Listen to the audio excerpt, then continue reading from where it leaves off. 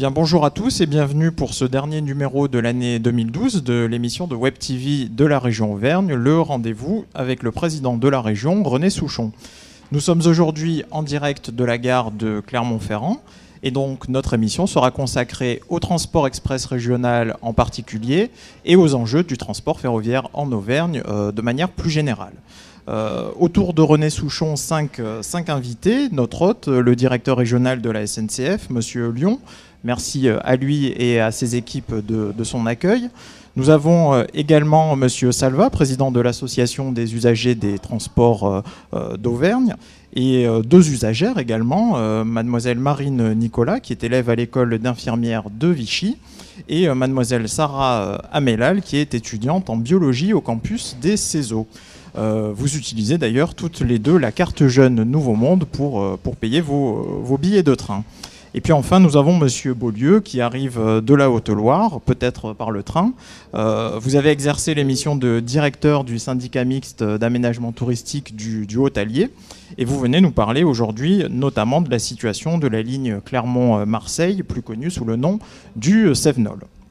Donc merci à tous de votre présence et puis sans plus attendre, je vous propose d'entrer dans le vif du sujet avec peut-être une question iconoclaste, Monsieur le Président. La région s'occupe du TER, vous y consacrez 102 millions d'euros je crois par an. Bientôt 103. Bientôt 103 et ce pour 20 000 usagers qui prennent le TER au quotidien. Alors petite question, est-ce que les Auvergnats sont des indécrottables de la voiture ? Non, c'est complexe la région Auvergne parce qu'il y a une aire métropolitaine clermontoise avec une forte densité de population et donc là il y a beaucoup de clients du train parce qu'il y a des services et c'est très commode. Mais pour une grande partie de l'Auvergne, on est en zone dispersée d'habitat.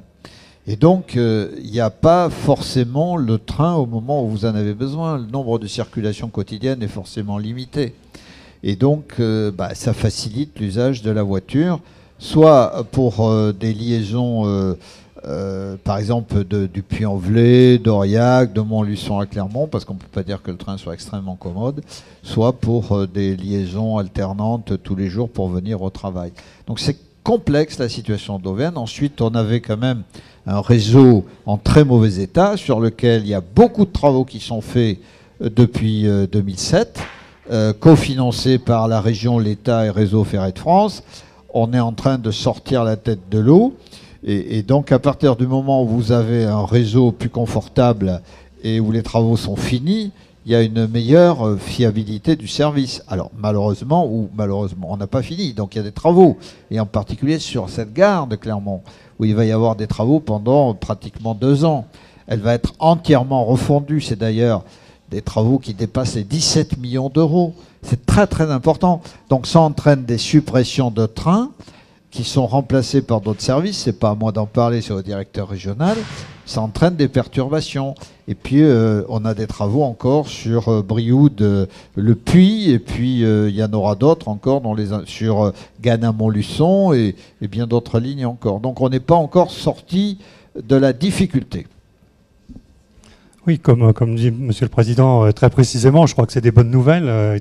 Les travaux étaient absolument nécessaires. Sur ces lignes, il fallait absolument conserver les performances d'antan. On était en train de les perdre. Ces investissements sont majeurs.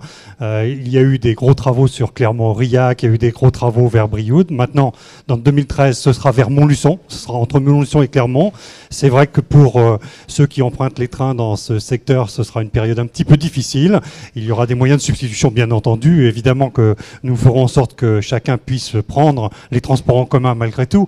Mais au fond, c'est quand même une très très bonne nouvelle. On va remettre aussi cette partie du réseau en état. Et puis enfin, vous l'avez dit, Monsieur le Président, je crois que tout le monde attendait les travaux dans cette gare de Clermont-Ferrand depuis très longtemps. Enfin, ces travaux vont commencer en 2013. Ils dureront jusqu'à fin 2014. C'est en profondeur qu'on va transformer cette gare. On va en faire vraiment une grande gare, une très grande gare et très moderne. Et je crois que ce sont des bonnes nouvelles, même s'il va falloir évidemment vivre avec ces travaux pendant quelques temps. C'est parce qu'on ne fait pas d'omelette sans casser des œufs.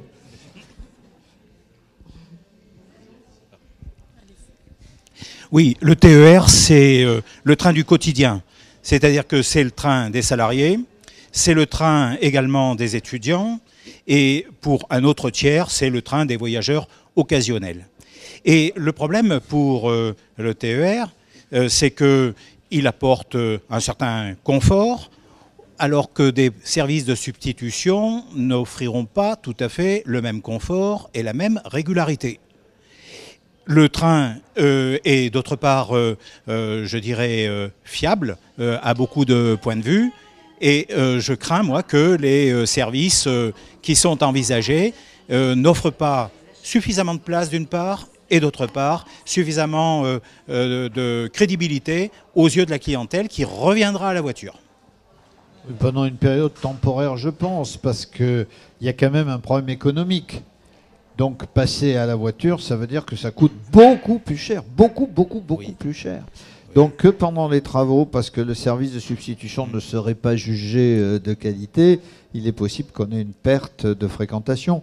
Quand même, globalement, depuis 10 ans, je dis globalement parce que dans les 2 dernières années, ça a été un peu différent, on a plus 2% de fréquentation sur nos TER, avec plus 10% aussi de l'offre. C'est-à-dire qu'on a fait de gros efforts. Mais on est dans une période troublée, il faut le reconnaître, oui, du fait des travaux. Nous cherchons malgré tout à apporter la meilleure réponse, y compris pendant les travaux. C'est-à-dire, pour donner un exemple précis, entre Montluçon et Clermont, lorsque la ligne est coupée entre Montluçon et Gannat, nous ferons 2 types de moyens de substitution.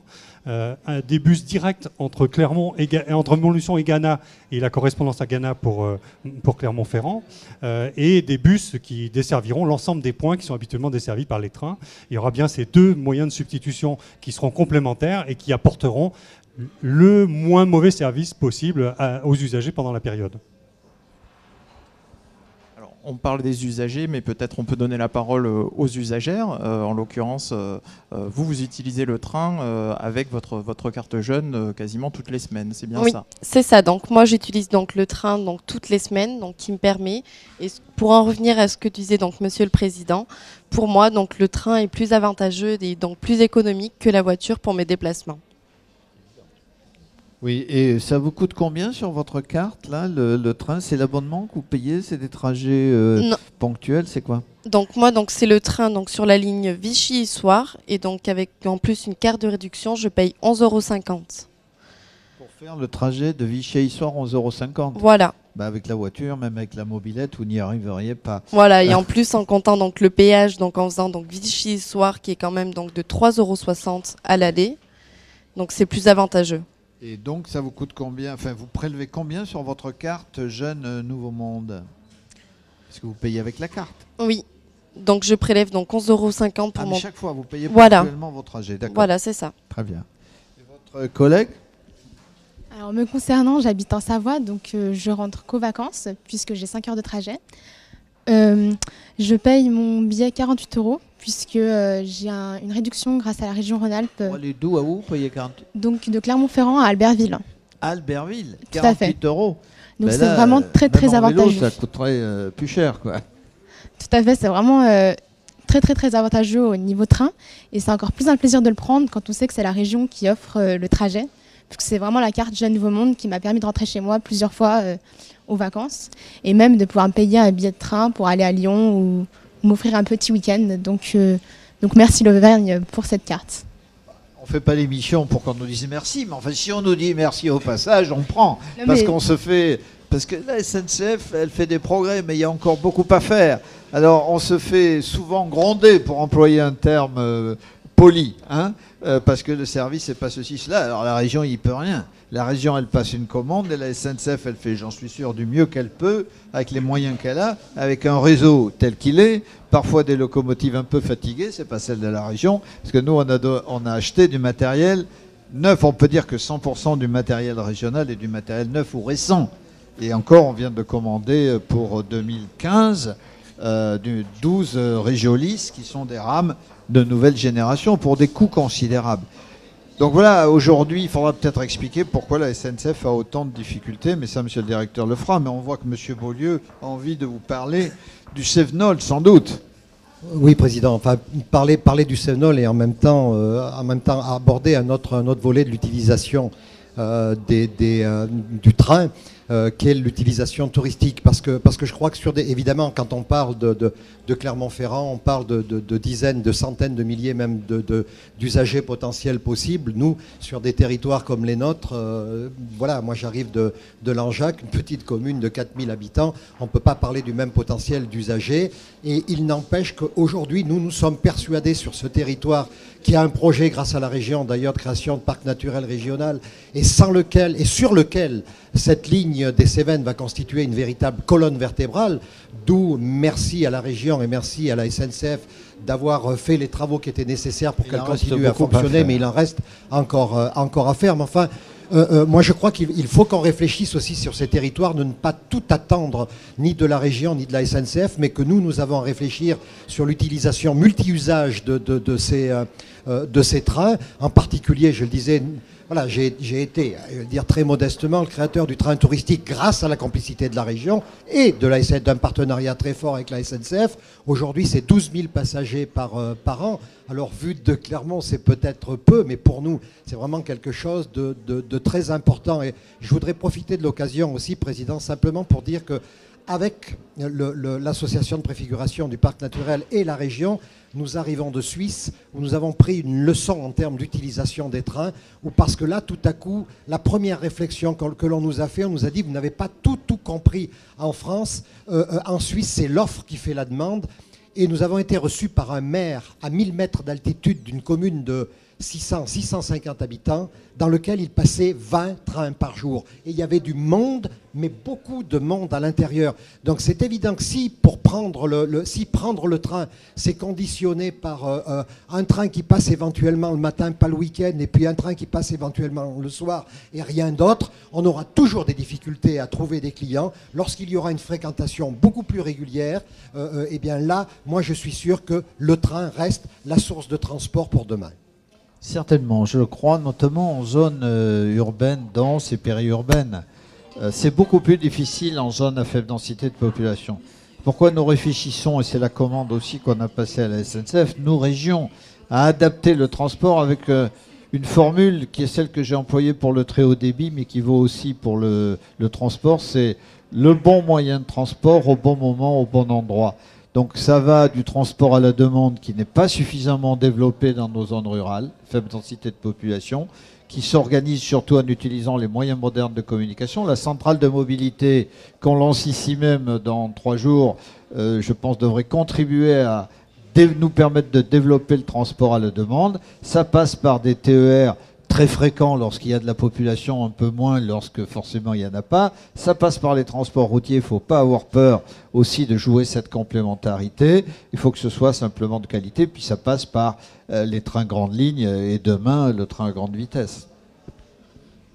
Oui, je crois que, Président, vous avez parfaitement raison. Je crois qu'il y a une réponse à chaque situation particulière. Et l'Auvergne revêt en cela plusieurs situations, des situations périurbaines denses sur lesquelles il faut effectivement trouver une réponse plutôt cadencée, le plus proche possible du cadencement, et puis des zones un tout petit peu moins habitées, mais pour lesquelles il faut trouver une réponse pour chacun, comme selon l'expression que vous avez utilisée, pour chacun au bon endroit, au bon moment, trouver sa réponse de déplacement collectif, et ça c'est possible, me semble-t-il, et je me sens SNCF force de proposition auprès de vous, Président, pour avancer vers toutes les mobilités possibles à offrir aux usagers auvergnats. Ce qu'on pourrait demander à ces jeunes filles ou à M. Salva, c'est qu'est-ce qu'ils aimeraient pour qu'on puisse répondre c'est possible ou ça l'est pas. Alors, par rapport au train, c'est vraiment plus facile de prendre le train pour rentrer chez soi, même si, me concernant, j'ai 5 heures de train. Donc des fois, il y a des rames qui sont vraiment un peu plus petites par rapport au nombre d'usagers qu'il y a. Il faut savoir qu'entre Lyon et Clermont-Ferrand, il y a beaucoup d'usagers en rentrant des vacances et qu'on a 4 rames pour un nombre de voyageurs impressionnant. Donc des fois, c'est vraiment un problème. Mais derrière ça, pouvoir prendre le train, c'est aussi un avantage puisqu'on n'a pas les problèmes de la route, on est assis. Je pense vraiment que le train, c'est vraiment, comme vous dites, le transport de demain. Puisque c'est moins polluant et c'est vraiment le transport de demain. Mademoiselle. Après, moi, je pense, donc je viens donc d'une petite commune donc qui s'appelle Massiac, et là où notamment donc il n'y a pas beaucoup donc de circulation au niveau ferroviaire, Et à Massiac, il est très difficile d'avoir un train qui est à côté, donc notamment Arvan, qui est très bien donc desservi parce qu'il y a beaucoup plus de passages. Voilà, donc ce serait juste pour... Massiac, il en passe combien par jour, monsieur le directeur? Il va y avoir 6 arrêts jour. 6 arrêts jour, ce qui est déjà pas mal compte tenu de la population, parce que le problème auquel on est confronté, et qu'il faut bien expliquer à l'opinion publique, c'est d'abord un problème de coût. La région va donner en 2013 à la SNCF 103 millions d'euros. Donc sur les bases, non pas de 2013 mais de 2012, nous dépensons 363 000 euros par jour, tous les jours de l'année, pour faire circuler des trains. Et comme l'usager ne paie à peu près que le quart du prix réel, évidemment, chaque fois qu'on fait circuler un train de plus, c'est une charge supplémentaire pour la région, qui ne peut plus aller plus loin. Donc là, ce que je dis au directeur, c'est impossible de payer plus parce qu'on n'en a plus les moyens financiers. Donc je limite à 103 millions d'euros. On ne veut pas diminuer, mais on veut rester à 103 millions. Donc c'est là qu'il faut réfléchir aux modes de transport qui soient les plus pertinents. On ne va pas supprimer le train. Mais il y a des compléments de services qui peuvent être rendus par des services routiers, y compris le service à la demande, qui, encore une fois, doit pouvoir s'organiser beaucoup mieux qu'il ne l'est aujourd'hui. Mais je vous ai coupé, allez-y, je vous en prie. Non, voilà, c'était juste donc pour dire ça. Après, certes, donc c'est peut-être donc pas le souci donc au niveau donc le nombre de trains qui passent donc par jour, mais peut-être voilà au niveau des horaires qu'il faudrait peut-être justifier et regarder. Voilà. Bien, les horaires, monsieur le directeur, puis on va passer la parole à monsieur Salva. Ouais, écoutez, les horaires, nous essayons de répondre à l'intérêt général. Pour autant, il peut s'exprimer des demandes particulières collectives. Peut-être qu'à un moment donné, l'horaire n'est plus adapté par rapport à ce qui existait précédemment. Il faut vraiment que les usagers s'expriment, et ils le font d'ailleurs. Je sais qu'ils le font régulièrement, soit par voie individuelle ou groupement, voire par voie d'association. M. Salva s'exprimera aussi. Et je crois que c'est très important. La parole est donnée, et d'ailleurs, Monsieur le Président, avec votre vice-président, vous organisez des comités de ligne où la parole est donnée. Là aussi, c'est évidemment, l'objet, c'est d'obtenir le ressenti des usagers et éventuellement justement ce qui doit évoluer, parce que les choses ne doivent pas rester en l'état forcément, et on peut trouver une autre réponse tout en respectant les critères économiques qu'évoquait Monsieur le Président à l'instant. Oui, ce qu'on attend du train, c'est surtout d'abord la régularité. Deuxième objectif, et vous avez prononcé le mot tout à l'heure, Monsieur le Directeur, c'est le cadencement. Vous êtes lancé dans cette opération du cadencement et nous vous avons appuyé sur ce sujet. Il est intelligent que lorsque 3 trains arrivent ou 4 trains arrivent de 3 ou 4 directions, il y ait des correspondances immédiates qui permettent de limiter le temps de parcours total d'une zone à une autre. Je crois que ça, c'est tout à fait capital. Mais moi, personnellement, je reviendrai quand même sur la durée des travaux. La durée des travaux, moi, m'inquiète beaucoup. 6 mois, c'est énorme. Et si j'étais sûr que tous les jours, les travaux étaient en route ou sur la voie, je pourrais vous donner des exemples avec des jours précis. 11 ouvriers qui n'ont pas travaillé de toute une journée sur un chantier qui n'est d'ailleurs pas très loin d'ici. Et par conséquent, on se dit les usagers vont avoir par conséquent des inconvénients dus à ces travaux. Mais finalement, pourquoi tant de temps? Est-ce qu'on n'aurait pas pu concentrer dans le temps, y compris avec des travaux nocturnes? Vous en faites d'ailleurs pour l'abrasage des voies. Eh bien, je crois que là, il aurait pu y avoir quelque chose de calculé au plus juste. Voilà, je me permets de vous le dire. Maintenant, c'est vrai qu'on vous a proposé quelquefois des modifications d'horaire pour plaire à la clientèle, et je dirais que la réactivité a été peut-être un peu lente à notre point de vue, à celle des usagers, mais nous y sommes parvenus. Bon, s'agissant des travaux, croyez bien que les travaux sont réalisés soit sur commande de RFF, soit par de SNCF, soit par d'autres entreprises d'ailleurs. Mais ces travaux sont concentrés et on fait le maximum d'opérations pendant la coupure de ligne.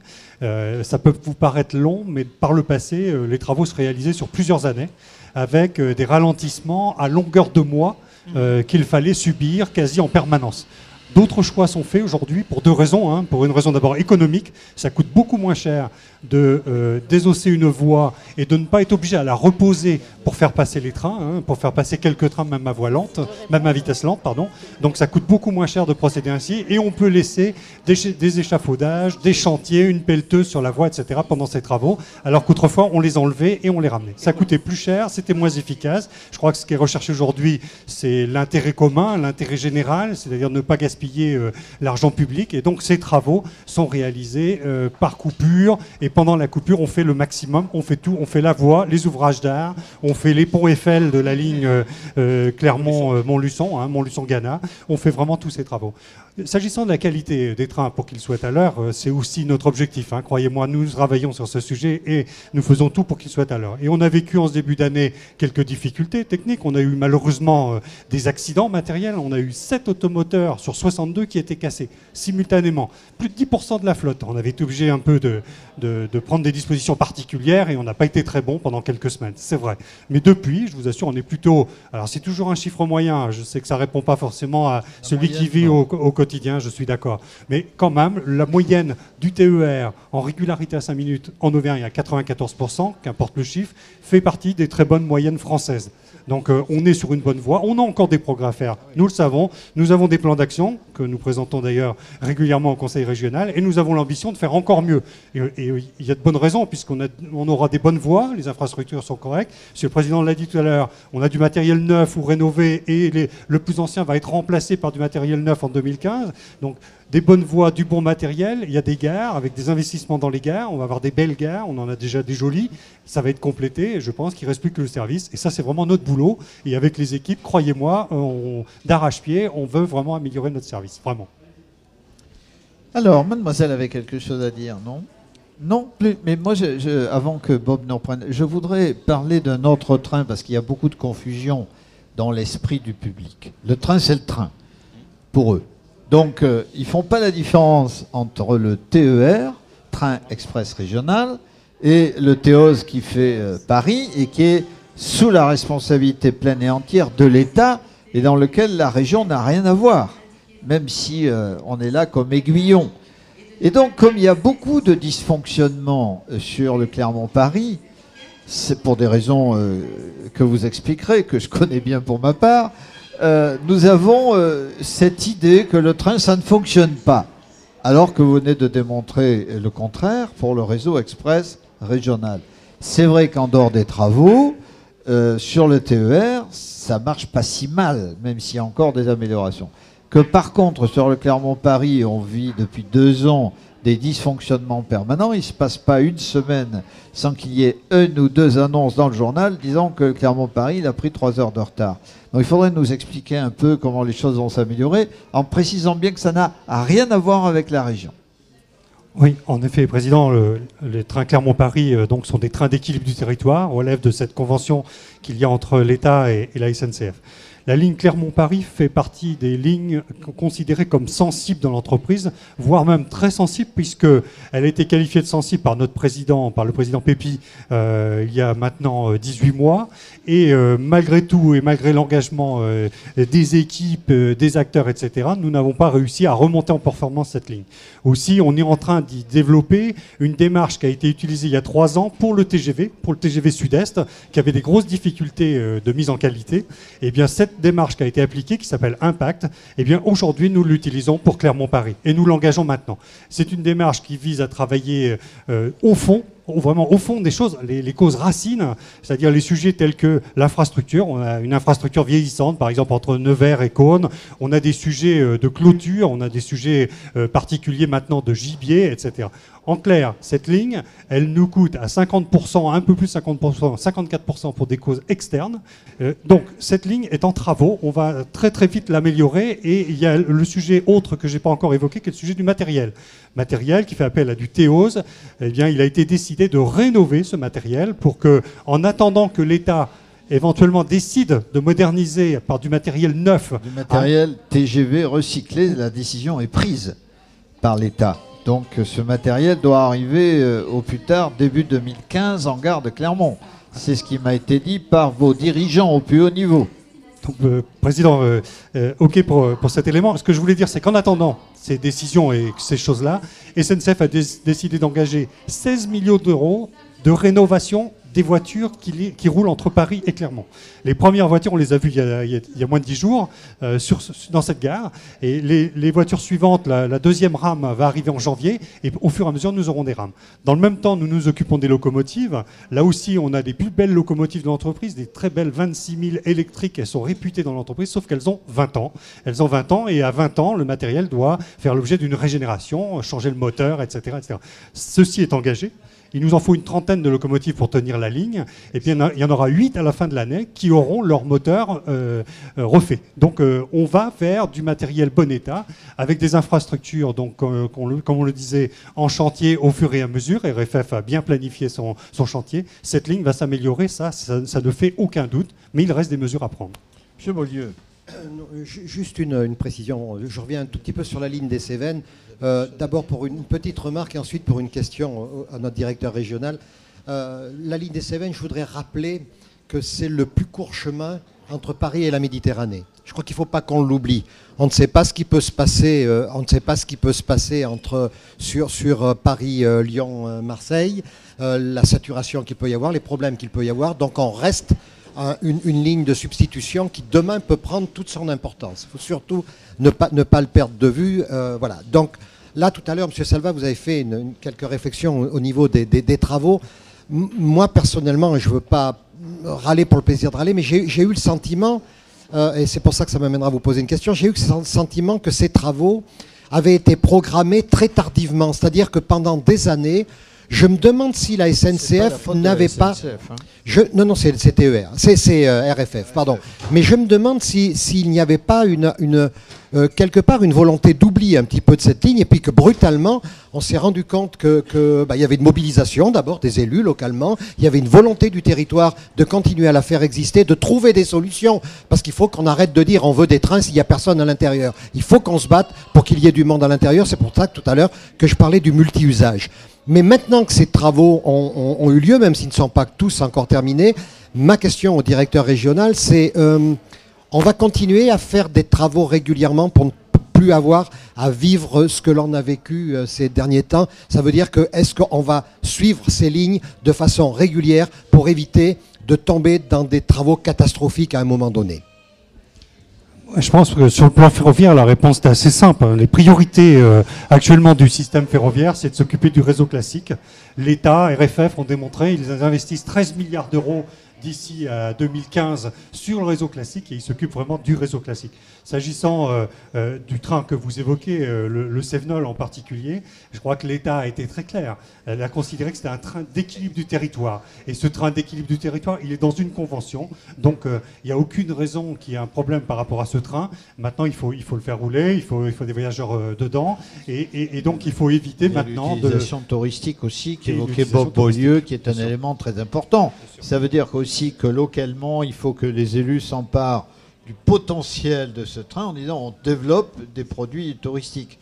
Mais comme il va falloir terminer, je dirais que sur le Cévenol, s'il n'y avait pas eu la région pour financer, certes, mais pour, dans le contrat de plan État-région en 2007, dire on veut sauver cette ligne, elle serait fermée. C'était la volonté de l'État et de RFF à l'époque. Donc je suis assez fier d'avoir dit non et d'avoir dit la région va mettre des moyens financiers à côté de ceux de RFF et de l'État pour enclencher la modernisation. C'est fait, maintenant il faut la poursuivre. Et une fois que la voie est en état, il faut dessus des trains, ça dépend de la SNCF, ça dépend aussi de ce potentiel touristique qu'il faut absolument prendre en compte. Bien, merci à tous. Ce sera le mot de la fin. Je sais que le débat est passionné dès qu'on parle des transports et du TER et on en a une belle démonstration. On pourra en parler des heures. En tout cas, j'espère que vous avez été éclairés sur les enjeux du transport ferroviaire en Auvergne. Je vous remercie encore à toutes et à tous pour ce débat enrichissant, également à la SNCF et à ses équipes pour leur accueil. Et donc, je vous donne rendez-vous pour revoir cette émission sur le site internet de la région Dailymotion ou sur la chaîne Dailymotion de la région Auvergne. D'ici là, donc, on se retrouvera pour un nouveau rendez-vous avec René Souchon en 2013. Et donc, nous vous souhaitons, peut-être en avance, de bonnes fêtes de fin d'année. Merci à tous.